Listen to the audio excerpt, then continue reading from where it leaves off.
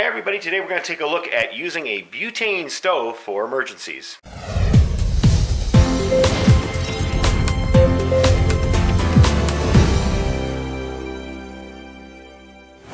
Okay, so you've probably seen all my other videos with showing people how to cook should the power go out or should there be an emergency.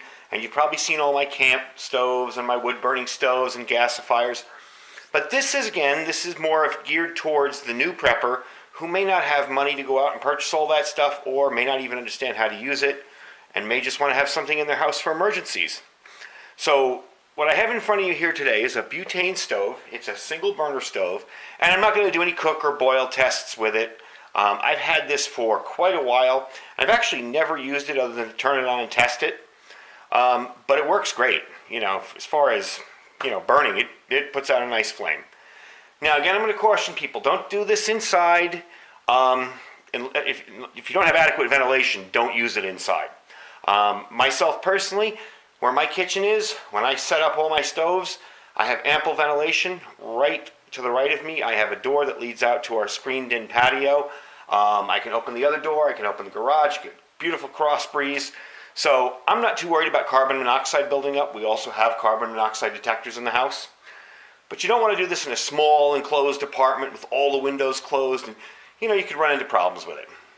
So I'm going to give you a quick overview. This is really a no-name brand. I bought this, I want to say about 8 or 9 years ago. And I actually forgot I had it, and I was going through some of my older cooking gear for disasters and stuff, and I found it. And it was one of the first things I bought when I moved to where we are now. So it's probably longer than that. It's probably like 13 years ago. And it's an extra little burner that I figured I'd use when I lost power out here. But I've never actually used it, so other than turning it on and testing it out. So we're going to give you a quick overview on how to use it. I'm going to get the other can of propane because I marked it because I know I've used that one already.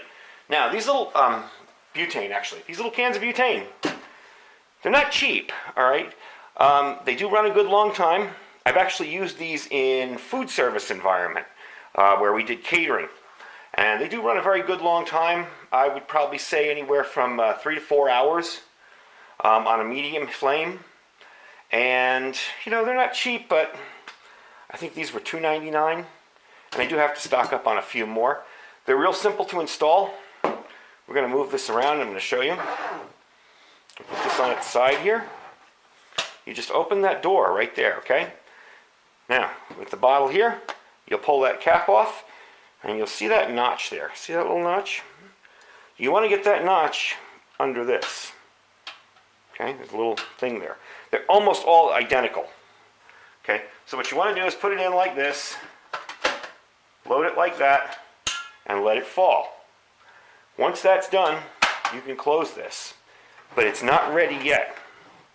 You have to lock the fuel can in place. So you take your button here, and you push down. Now that fuel can is now locked in place. It's not going anywhere, okay? It's totally safe, locked away in there. You won't have any leakage, you won't have any problems. Now to turn it on, you want to turn this all the way to max into the ignition spark. And there you go. I don't know if you can see that. Let's kill the lights and see if you can see it better. There's one light left. There you go. Obviously you can see that. It's just another neat, handy way of getting yourself some backup cooking ability without breaking the bank. I think these run anywhere from $18 to $20. They're fairly inexpensive. You could buy 2 of these and maybe 10 or 15 of those fuel cans, and you could have yourself a good backup cooking situation. And that's really some of what I like to do in my channel is give new preppers and new people that are interested in being a little more self-sufficient a way to start out without spending a ton of money. You don't need to go out and buy, a $300 Coleman stove and a ton of gas and all that. Something like this, it actually fits in a case, hide away in a closet. You can buy 5 or 6 of these little butane cans, put them up there with it, and nobody is the wiser. If you don't have a lot of storage space, this is the way to go. Now, another neat trick with these, you don't want to ever use this inside the case. They do come in a case. Let me pull the case over here. They come in a plastic case. I'm going to push this over and show you the case. It's nothing special, just a cheap plastic case, but you never want to use it inside of here because it will melt it. And if you notice, when I lock the fuel in, it won't lock in here. It won't fit in here with the fuel lock. That will block it. But the neat part about it is if you're using these outdoors, you can use this as a bit of a windshield. And it works really well. Again, you don't want to get it too close to the flame, but it works well as a windshield.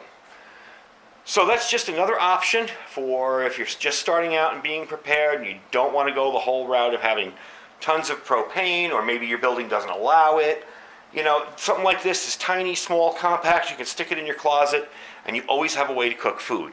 You can buy 2 of them and a couple of cans of propane for under $60, and you are set pretty much for cooking food in a power outage or weather emergency or even a large disaster. Now, to remove the can when you're done, pop it open, unlock, lift the tab, and it should come right out. Try to do this one-handed. It should come right out like that, and there you go. Once that cools off, you flip this over, and it's safe to put back in the box. And that's about it. Pretty simple, simple operation. Just gives you more options for new preppers that want to get alternative cooking methods going. There's a way to do it. Anyway, thanks for watching, and we'll see you guys again soon.